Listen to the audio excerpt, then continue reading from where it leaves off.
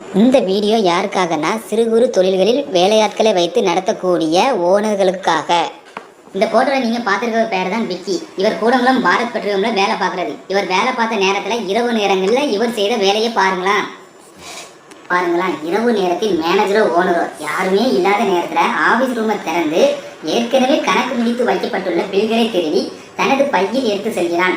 Morning work முடிந்து பில்களை submit பண்ணும்பொழுது அவன் திருடிய பில்களையும் தனது கணக்கில் சப்மிட் பண்ணுறான். பில்களின் ஷிஃப்ட் டைம் சேஞ்ச் ஆகி இருப்பதை கவனித்த மேனேஜர் இது குறித்து அவனிடம் கேட்டபொழுது தனக்கு எதுவும் தெரியாது என்று கூறிவிட்டான். சிசிடிவி கேமராவை ஆய்வு செய்து பார்த்த பொழுது அவன் பில்களை இரவு நேரங்களில் திருடியது தெரிய வந்தது.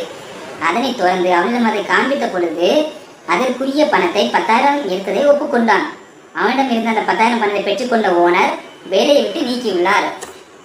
இப்படி வேலைக்காரங்க திருடுறத நீங்க என்ன நினைக்கிறீங்க? இதனாலதான் பல ஓனர்கள் வேலைக்காரங்க திருடனாவே பாக்குறது.